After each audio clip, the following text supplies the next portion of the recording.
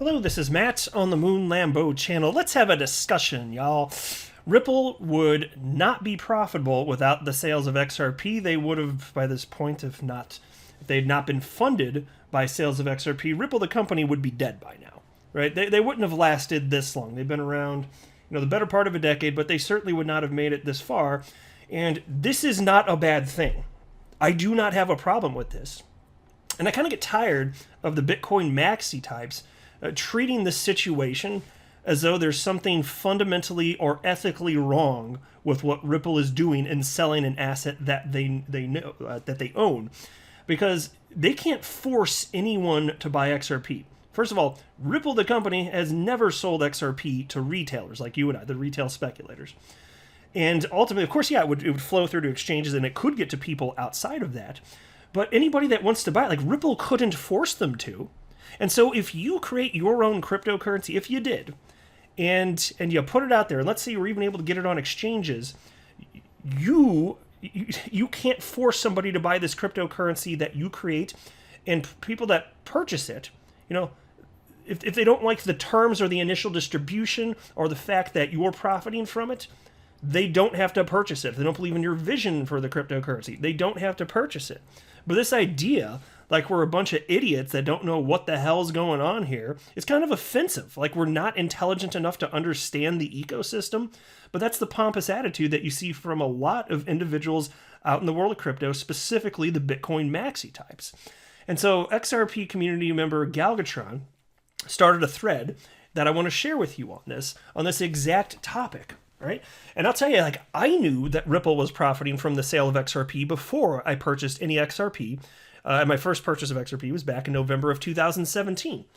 And not only was I aware of it, I was appreciative of the fact that there was a company that had every incentive in the world, and still does have every incentive in the world, to promote a healthy XRP ecosystem. So whereas the Bitcoin maxi types like to pretend that this is some sort of bad thing, the rest of us free-thinking people that don't have trust issues and don't have unsophisticated worldviews of down with banks, down with governments, the rest of us, we get this, right? Now, I do want to be clear that I don't have a financial background of any kind. I'm not offering financial advice, and you should not buy or sell anything because of anything that I say. All right, I'm just an enthusiast that likes talking about this stuff, and I make YouTube videos purely as a hobby. It's a very fun hobby, and I love talking with all you, and I'm very appreciative of all of the support. And so you can see here, Galgatron, he tweeted this article out from Crypto News titled, "Ripple would be unprofitable without XRP sales, CEO admits." And there's a little quote here from the piece that Galgatron shared in the tweet, and he wrote, "We would not be profitable or cash flow positive without selling XRP." And that's coming directly from Ripple CEO Brad Garlinghouse. And so... so this is it here. So this comes from March 2nd, 2020. This is not some sort of evil secret, and I'm tired of it being made out like it is. And Galgatron's not doing that, he's a rather thoughtful, intelligent individual, and he speaks the truth. And so, I feel like there's a lot of people in the XRP community, I don't know if saying a lot is too many, but there's certainly some in the XRP community that don't even want to broach subjects like this, and I'm like, bring it on, dude. This is a good thing to me. I'm like, bring it on, and I'll tell you why you are wrong if you disagree. I love diversity of thought. I just have strong opinions, that's all. But you can see here, so there was an interview here with Financial Times, published about a year ago. And Ripple CEO Brad Garlinghouse, he was pressed in this interview about XRP's specific role as a revenue source for Ripple. And so Brad Garlinghouse, Ripple CEO, said the following. Here's a direct quote. "Well, XRP is one source. I don't know how to answer that because if you took away our software revenues, that would make us less profitable. If you took away all our XRP, that makes us less profitable. So I don't think about it as one thing," the CEO said, while adding later, "We would not be profitable or cash flow positive without selling XRP. I think I've said that. We have now." And so consider this. With the Series C funding round that Ripple went through a little over a year ago with Tetragon, which is now, they're all suing Ripple with the SEC nonsense. Not going to get into it in this video, but understand that's like, how big is that company? I think it's over $2 billion is what Tetragon's worth. I could be mistaken, but I think it's somewhere there about. And there were other investments too in Ripple, the company. And all of these smart and wealthy individuals and the companies that decided it made sense to invest in Ripple, they're not idiots. They understand that XRP is a core component of this, but they see a long-term viable solution for profitability for Ripple, the company. And of course, yeah, XRP is a piece of that. But as you grow out the ecosystem, the amount of revenue, even if it's going to be razor thin from the actual movement of XRP and RippleNet and on-demand liquidity, even if it's razor thin margins, that's still, if you're talking about XRP becoming a global force, that on its own could potentially at some point make Ripple, the company, financially viable, even without sales of XRP. But in the short term, it's of paramount importance. What the hell's wrong with acknowledging that? I don't see a problem in the least with that. And so, and Galgatron cited here, and he knows, he wrote, yes, I know this article is old, but does that make it less true today? If you have updated info, show me. Right? And then there was this piece, somebody shared this, and I'd actually talked about this on the channel too. This is an article from November 30th, 2020, titled, Here's What Would Happen to Ripple if XRP is Deemed a Security, according to CEO Brad Garlinghouse. And here's a quote from him. This is on an episode of Anthony Pompliano's podcast. He's a Bitcoin maximalist and not a fan of Ripple, not a fan of XRP. And but Brad Garlinghouse went on and was asked what Anthony thought were the tough questions anyway. And here's a quote from that podcast. A lot of what Ripple does today in the United States, we could continue to do no problem. That's, if XRP became a security. So he said, a component of what we do today is our customers of on-demand liquidity, they buy XRP from us. If XRP, in fact, is a security, we would have to get a broker-dealer license. Anybody who's buying and selling XRP in the United States would have to get a broker-dealer license. And so people read that and they think that maybe this wouldn't be some sort of death blow for XRP, well, or for Ripple and XRP, but really both of them. And maybe it wouldn't be, but there would be dire consequences. I'm just going to be real with you. Now, I don't think this is going to happen. I'm not trying to spread fear at all. I do not believe this will happen, but you recognize how severe this would be because, when you're talking about XRP becoming a security, like even if Ripple became a registered broker-dealer, like Brad is supposing could be the case if XRP were declared a security, you're going to have pretty much all the liquidity in the United States just evaporate. Now, pretty much that's kind of happened to this point anyway with the halting of the trading of XRP by and large, but it would be pretty well 100% eliminated because the typical person, the people rather that are purchasing XRP and selling XRP on exchanges throughout the United States, they wouldn't be able to do that anymore. And so without liquidity, functionally, on-demand liquidity from Ripple, that software would functionally not work. It wouldn't, because there is no liquidity in that scenario. I don't see how that could possibly work. And I don't know what the legal implications would be on top of that, given that under this scenario, Ripple's still a United States-based company. It could be the case that Ripple would have to unincorporate, or whatever the right word is, to just no longer be a company, no longer be a private company in the United States, and then reform somewhere else in the world, and then they could connect, all sorts of corridors that have nothing to do with the United States, and maybe in that way this could persist, and there could be some level of success, maybe even a high level of success. I'm just telling you, it'd be very messy if it went down that path. And again, I don't think that's going to happen for a ton of reasons I've been articulating on this channel ever since this news of the SEC versus Ripple broke. But I'm just sharing with you, if it went down that path, it would get messy and it would probably be really bad, at least in the short term for the price action of XRP. But look, I want the exposure to XRP. I've said many times, I will ride this bitch to zero if necessary, but I am Mr. XRP Bull. I really don't think that's going to happen. And I'll continue to articulate why on this channel. So there's another thread that broke off from somebody named Mr. Me Whatever, responded to Galgatron's original tweet here, and wrote, to be fair, it's a year old, referencing the article. Galgatron responded, do you have updated info? Mr. Meh Whatever responded, not that I'm aware of, no. You have anything newer? Galgatron responds, this is why I posted this. Reality is there's not much money in toll-keeping cross-border payments. It was just an XRP use case. To which Mr. Meh Whatever responded, yeah, I see what you're getting at, but a lot has changed since then, even more so than we know. Still could be very much dependent on XRP sales, who knows really. Galgatron responds, I sincerely doubt they've since randomly magnified their profits over razor-thin margins.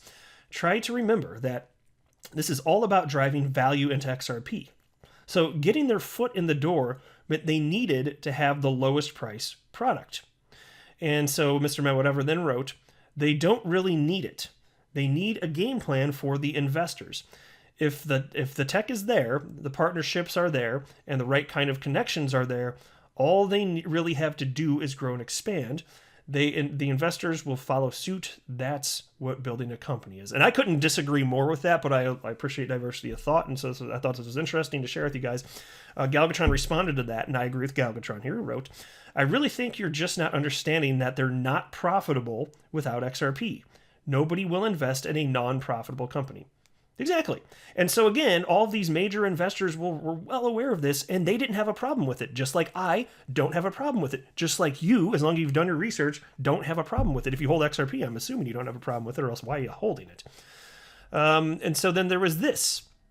And this is interesting. This is a thread that includes tweets from Anthony Pompliano, a Bitcoin maximalist, as well as Ripple CEO Brad Garlinghouse. On December 22nd, 2020, this is the date that the SEC officially filed claims against Ripple, Anthony Pompliano tweeted out the following. Good morning to everyone except the people who thought they could sell unregistered securities and get away with it. And I'm just sitting there. I remember reading it the day he posted it. I think I even highlighted it on my channel back when it happened. I definitely read it, though. I'm just like, holy hell. I was like, Anthony Pompliano, have you done any research? Do you actually believe that Ripple, that's because it's clearly a dig against Ripple, do you really believe that XRP today is a security? And so anyway, somebody responded to that and wrote, you had one of them on the pod, though, referencing the podcast. And again, as just cited a little bit earlier in this latest Moon Lambo Hot Jam, indeed, Brad Garlinghouse did sit down with Anthony Pompliano, and they had a nice little podcast. I talked about it when it happened, even. It was interesting. So Pompliano responded to that and wrote, I listened to everyone's opinion, but they lost me when they openly became enemies of Bitcoin and the decentralization movement. And so I read that, and I'm just like, what the hell are you talking about? XRP is decentralized. Ripple and Brad Garlinghouse, name your Ripple employee, they're pretty well all on board with the idea of decentralization of cryptocurrency. Like, what? Nobody has a problem there. And so Ripple and other Ripple, Brad Garlinghouse rather, and David Schwartz and all sorts of other Ripple employees have critiqued Bitcoin. That doesn't mean that they're not long Bitcoin. It doesn't mean they don't like it. But acknowledging its technological shortcomings, especially in comparison to XRP, doesn't make them an enemy of Bitcoin. That's just being intellectually honest. And so Brad Garlinghouse saw that, and he actually responded. This is still on December 22nd, 2020, and he wrote the following. I am not an enemy of Bitcoin. Never have been. I hold Bitcoin and am bullish, as I said on your podcast. Oh, and good morning to you also. And so you can get right there, because that's a nod to the idea that Brad knows he's not, and his company has not sold unregistered securities. And Pomp's initial tweet said, good morning to everyone, except for those that are selling unregistered securities. So obviously that doesn't apply to Brad, so he said hello back, which I got a kick out of. I was like, then Pomp, he responded, and this tweet's kind of telling here. He responded to Brad Garlinghouse, and Pomp wrote, how much Bitcoin do you hold compared to XRP? And will you commit to stop dumping XRP on retail investors? And I read that and I'm just like, oh my God, that really steams my vegetables. It really steams my veggies. Because there's a high level of transparency, and the actual sales on top of that. There's nothing ethically wrong with like something being put on the market and then people choosing to purchase that. And if they don't like the distribution model for it, they don't have to purchase it. What's wrong, or ethically wrong? Because clearly he thinks something's clearly amiss here. Like, what is ethically wrong with being transparent about a distribution model, and then letting people purchase or not purchase based on the actual setup for this? You know, because his position is clearly that this is wrong. You're just dumping, because when you use the word dumping, that there's an ethical implication right there that what you're doing is horribly wrong, and you should immediately cease doing that. But that's not a very open-minded position. Again, I cited that as soon as I found out that they were able to sustain themselves and create a stronger XRP ecosystem as a result. Like, to me, that was appealing, but Anthony Pompliano seems to be either has an unsophisticated perspective on this, or is intentionally closed-minded. Whatever it is, it doesn't make sense to me. And so XRP community member Matt Hamilton jumped in. And by the way, Matt Hamilton, after this at some point, it was within the last few weeks or so, he ended up getting hired by Ripple. Isn't that kind of cool? But this is him. He's been in the community for years. But before he tweeted this out before he was hired, and he wrote the following in response to Anthony Pompliano. Ripple sold 35 million of XRP last quarter. Bitcoin miners created $810 million of new Bitcoin last quarter, assuming $10,000 per Bitcoin. And then he writes, I think your feelings are clouding the actual numbers here. No kidding. And so in terms of volume in percent in dollars, actually, if you compare XRP versus Bitcoin, substantially more Bitcoin enters the Bitcoin ecosystem compared to XRP entering the XRP ecosystem. And so you're really getting a much greater watering down of Bitcoin. And this seems to be lost on Anthony Pompliano and really all Bitcoin maximalists. They act like the distribution from mining somehow makes it okay to dump, whereas Ripple's distribution model does not make it okay to dump. But functionally, both coins are still getting into the ecosystem, and we're aware of how many there are, right? And so somebody named To Fee or Not To Fee responded to Matt Hamilton, just injected in the conversation, and this gets interesting. Check this out. Miners are permissionless. Ripple allocated to themselves, you can't compare. Matt Hamilton responded with one word, and it was and with a question mark. To Fee or Not To Fee responded to that and wrote, the dumping doesn't come from some contribution to the network like miners providing hash power. It's just wealth generation like a prolonged ICO. Yeah, so proof of work, there's a better way to verify transactions. And so you're talking about mining and hash power here. And I'm like, that's an ineffective way to do this. I mean, it functionally works. It's worked for over a decade, but there's a better way to do it. And so don't pretend that inferior method of getting Bitcoin into the ecosystem compared to XRP getting into the ecosystem, don't pretend that's somehow better. It's not. And so the guy said again here, it's just wealth generation like a prolonged ICO. So there you go. There you go. It's just wealth generation for Ripple. That's the whole purpose of it. That's what the Bitcoin maxis say, and that's pure bunk. Matt Hamilton responded and wrote the following. Why are you pretending that matters? If your argument is that there is X amount being sold/introduced to the market, what difference does it make by whom or why? You could say Ripple sales are being reinvested into the ecosystem as opposed to Bitcoin sales going to electric companies. That's a fair point, isn't it? Because Ripple, indeed, provably through their Ripple X, which is it's a funding arm and development arm of Ripple. Ripple X, they've invested, I can't remember the numbers. I think it's over $1 billion worth of XRP. I'd have to go back. I think it is. But whatever the number is, they plowed a ton into it. Whereas with Bitcoin, the money just goes to electric companies. Oh, that valuable hash power, proof of work money, that doesn't make any damn sense. And then you bring that up to a Bitcoin maxi troll and they get all offended and they just go like, and they waddle away in like a fit of fury. And so To Fee or Not To Fee responded with the following. Because it takes advantage of retailers who doesn't even understand the difference between a cryptocurrency and a security. And then they use all kinds of corporate jargon to hide intentions. Greater than 50% is unjustified from my value framework, but let the law decide now. So there you go. This is what the Bitcoin maximalist thinks of you. You're unsophisticated. You don't understand what XRP is. You don't even know that it's actually a security. Look at this. We're just a bunch of idiots. I did my research. I know substantially more than this guy about Ripple and XRP. I'd be willing to bet. But still he has this opinion. And somebody else having wealth or having a bunch of XRP, if it gets somebody else rich, substantially more rich than I'll ever be, I don't care. Because somebody having money functionally doesn't harm me. So if Brad gets rich or Chris Larson gets rich or Ripple gets really, really wealthy from these sales, as long as they're promoting a healthy XRP ecosystem and reinvesting back into that ecosystem, what the hell do I care? That doesn't make a damn bit of sense here. 50%, so 50% Ripple holdings, Ripple holding XRP, unjustified from his value framework. What is not ethical about them choosing the distribution model? What is not ethical? And then people in a free and open market deciding whether or not they want to purchase it. And what is your arbitrarily chosen justified number? Would it be 40% or 30% or 20%? Or what is it? And why? You know, it's a bunch of nonsense. The devil's always in the details, and that sentence really grinds my gears. It doesn't make a damn bit of sense. And then there was this. I just want to highlight this because Anthony Pompliano was a little hypocritical here. There's a tweet from somebody named Amy Castor. Don't know who it is, doesn't matter. On February 8th, tweeted out the following. Elon Musk isn't driving Bitcoin acceptance. He is only driving number go up in a global Ponzi scheme, where big players come out winners and retailers get screwed. Now, I don't agree with that position, but that's what this individual stated. Anthony Pompliano responded with 3 words: delete your account. Oh, okay. That's some open-mindedness there.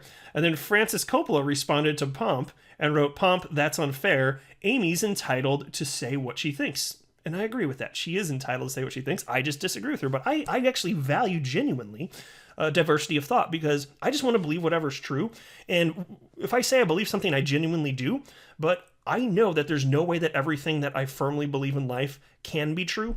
And so if somebody can point out to me that something that I firmly believe isn't true, then great. You know why? Because then I can stop being wrong. You know, I don't pretend. If you don't have an ego and you don't pretend like you are a know-it-all, it's pretty easy if you're an adult to say, "Oh, you're right, I was wrong. Thank you for bringing that to my attention." Does that have to be so freaking hard? Because you know what?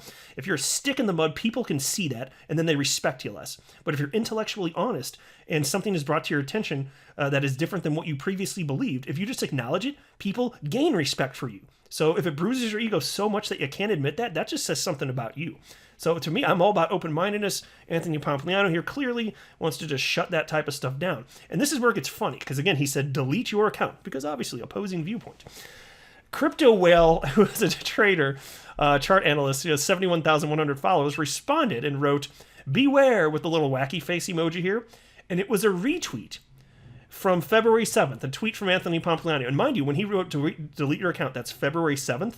The day before, I said that wrong, didn't I? February 8th, he wrote, delete your account. On February 7th, Anthony Pompliano tweeted out in an unrelated thread the following. This is what's really rich.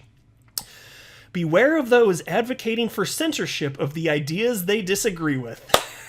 You can't make this stuff up. Oh my gosh. He said delete your account because it's something he disagreed with. And just the day before, he wrote, "Beware of those advocating for censorship of the ideas they disagree with." Tells you all you need to know, my friends. It tells you all you need to know. Tell me what you think. I love engaging in critical thinking, going through all this stuff here. If any of you disagree with me, that's perfectly fine. I respect opinions different than my own. We can still be friends. But just know that if you feel different than me, you are wrong. I'm kidding. You might be right. Who knows? Again, I can't be right about everything. But I'll go ahead and wrap up there. Thank you for sticking with me here to the end. I really do appreciate all the support. I am not a financial advisor. Do not buy or sell anything because of anything that I say or write. That would be a very, very, very bad idea. Until next time, to the moon, Lambo.